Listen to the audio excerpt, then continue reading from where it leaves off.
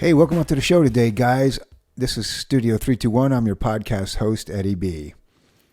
So today I wanted to talk a little bit about the concealed carry laws in Florida.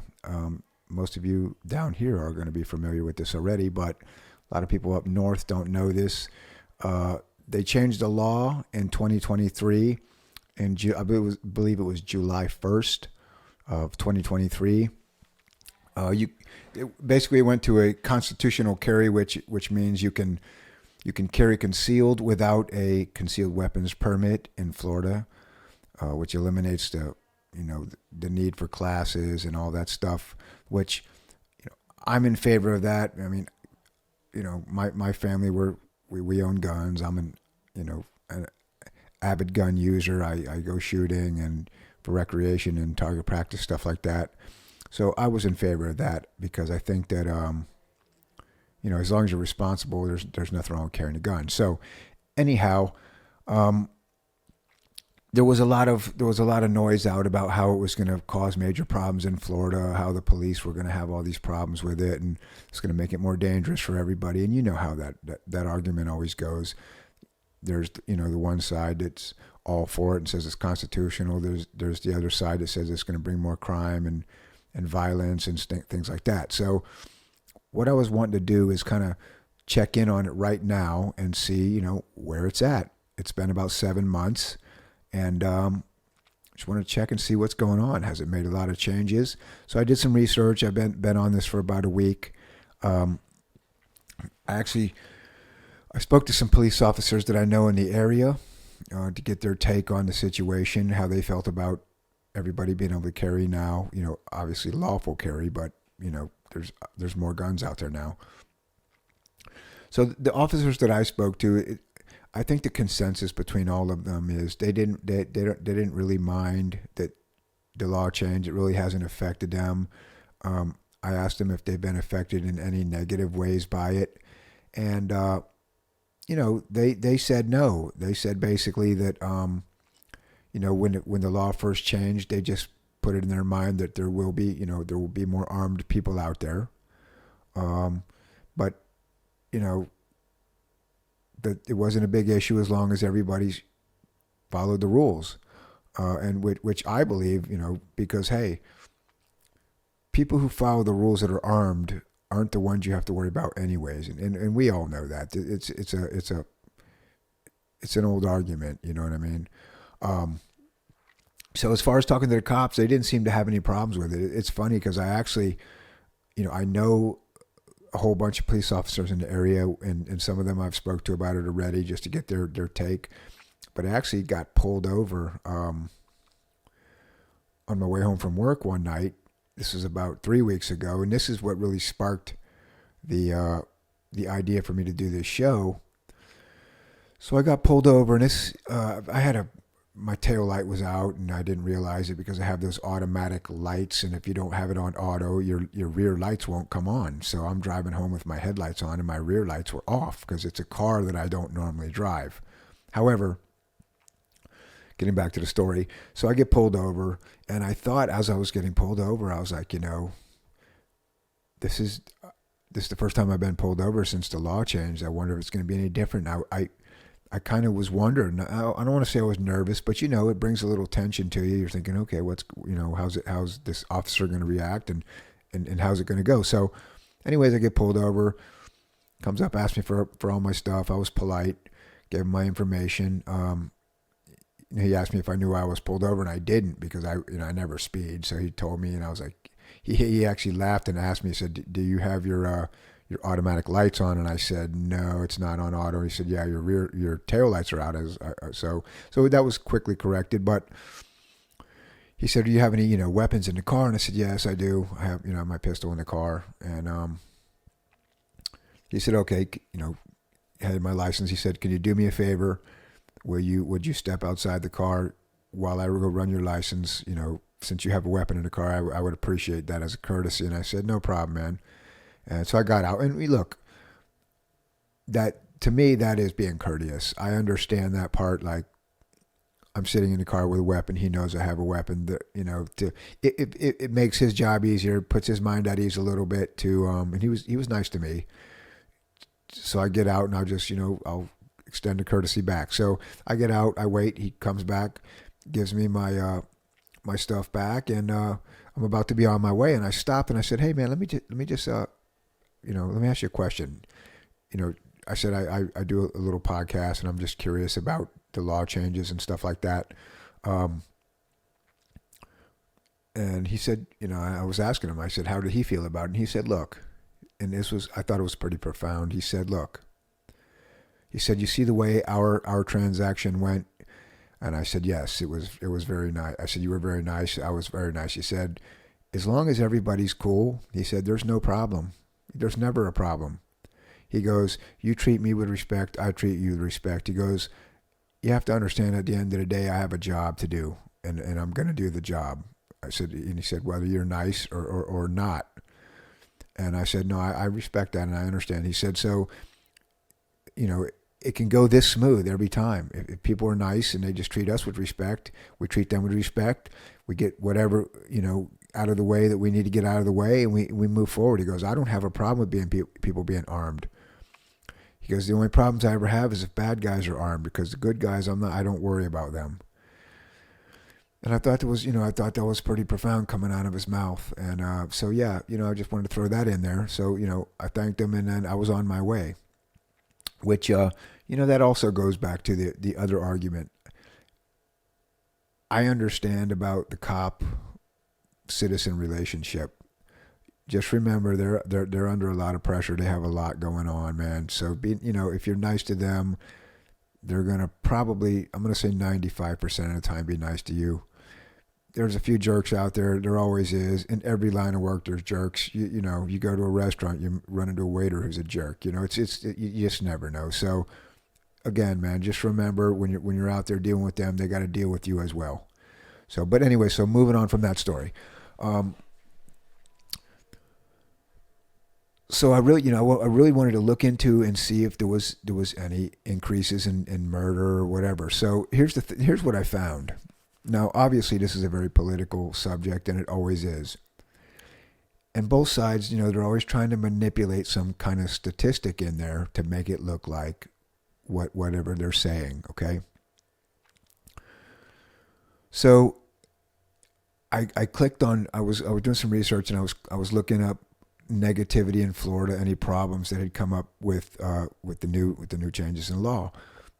And basically what I've seen is there is no problem. Now, I've looked at statistics that said, states that have, concealed carry laws now have had an uptick of homicides, 22%. And I thought to myself, that the way they wrote that was kind of weird. So I looked up the definition of homicide, and see, this is making my point. This is what I want to get to. A homicide is not a murder. A homicide is a killing of another person. Okay? Murder is the unlawful or illegal killing of another person. So what they do is they take the homicide rate and they say, it's up 22%. But you don't know what those were about. Every one of those could have been self-defense. Which, look, that's a good thing. I'm not saying, I want anybody to die or anything like that.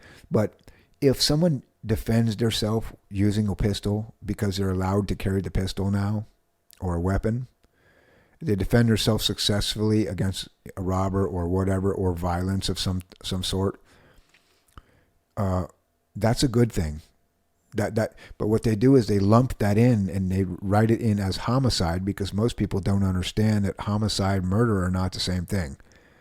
That whole uptick in 22% could be 22% of people that were now carrying a weapon who could defend themselves against a perpetrator. And in my mind, that's a success, because I don't even think there should be perpetrator statistics, because when you become the perpetrator, you put yourself in a position to get harmed, and you know it. Good folks, they don't want to hurt anybody. I carry my pistol around, probably 60% of the time, and I definitely don't want to hurt anybody. I use it. I feel comfortable with it on me. I want to defend my family if I have to, and that's it. It's nothing more than that to me. You know, now I'm getting older, and when I was a young man, I wouldn't have felt the need to carry anything like that, because when I'm younger, I was a pretty scrappy guy, and I could defend myself. You know, lifelong martial artist and stuff, and I had no qualms about defending myself if I needed to, or my family. But look, I'm getting older. I can't do that anymore. I mean, I can if I have to, but I don't want to. So, you know, when that confidence starts to leave, you start to feel vulnerable. I have a large family to protect. So when I'm out and I can carry a weapon, I feel better about myself. I feel more confident, and I definitely feel better about taking care of my family. Um, and again, I would never want to. I would never want to have to use that in a real situation, but it's always good. It's good to be prepared.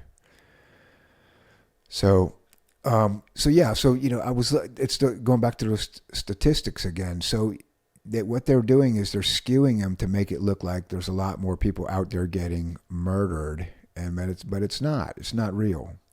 A lot of that is probably self defense, and probably the majority of that uptick is in self defense. And again, if you can carry and defend yourself against a perpetrator, that's a win. Okay, but they just write it in ways that makes it look like it's hurting the community. Now, one thing I do agree with, I believe it was in 1987 is when they first changed the law to carrying concealed with a concealed weapons permit. And the concealed weapons permit was you had to have a license, you had to take the classes and all that stuff. Well, nowadays, since they got rid of that, and it's constitutional carry, which means you don't have to take all the classes. Um, and I like that part, but I do like Florida held back on the open carry, and I'll tell you why I like that idea. Um, like I said, I'm comfortable around guns. My family's been around them. We shoot them. I've been around them my whole life. So to me, it's nothing. I don't even think about it really.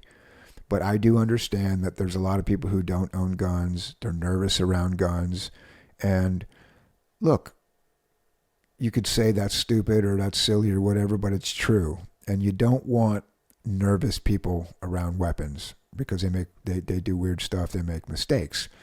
So I feel like the fact that the weapon has to be concealed on you, I think that's fair. We have to live with the other side. You go to a restaurant, you go anywhere, you can carry it on you. Nobody knows. Nobody's nervous. Nobody's getting weird about it. And and to me, it's fair for both sides. You can feel secure and taking care of yourself. Other people can feel secure because they're not thinking about you having a weapon or whatever. Wearing it on your side, I understand that as well, out in the open, but I just don't think in our state that would be the best thing. I believe concealed carry is perfect. The new constitutional carry, I think, is perfect, and I just really enjoy it. Like I said, is as strongly as I do feel about Second Amendment and stuff. I do feel that the concealed laws work better that way. People are not getting weird around you when you're carrying, and besides, sometimes surprise is the best element, anyways. If nobody knows you're armed, then they think everybody's armed, and that would just prevent the whole room from having a problem. The way I look at it now, I read a statistic that said, 40% of Floridians either carry or have a weapon, handily available. So the way I look at that is, if I go out to a restaurant or to the mall or wherever, I consider that 10 or 15% of the people around me are armed. And I'm fine with that. Actually, it makes me feel good. Sometimes I don't bring my weapon with me. And then, I could rely on somebody else. Because also you have to think of this. If the way criminals look at things, they're trying to get usually trying to get path of least resistance. That's why they rob people who look weak or soft, or like they're not paying attention, stuff like that. Well, they're also thinking about armed people now. And when you walk in a room as a criminal and you're thinking, man, 10 to 20% of the people in this room might have a weapon on them, but I don't know who they are or which ones they are. That criminal might just go, you know what? I'm not going to mess with this room of people. And then you've averted the crisis right from the beginning. I really believe that works. So I like the law the way that it is. From what I see, there has not been very many problems at all with it. Like I said, I spoke to the police, a lot of them, and they don't have a problem with it. And reading the statistics, I haven't seen anything real showing that there's been any real uptick in any problems. Like I said, that whole 22% on the homicide, that's just a way of writing it to where it looks like these are wild shootings, and that's not the case. You'd have to go by each individual case on that and figure out whether that's a self-defense or what that is. But again, I think Florida did a good job. I'm happy with Ron DeSantis on that issue. Say what you want about the guy, man. He's doing a real good job down here. I like his common sense approach to things. So, anyways, that's it for today, guys. Short video. I just wanted to put that out there. If you like my video, please like and subscribe. It's the Studio 321. My name is Eddie B. I'm your podcast host. And if I don't talk to you again today, you guys have a good night. Be safe, and I'll talk to you again soon. Thank you.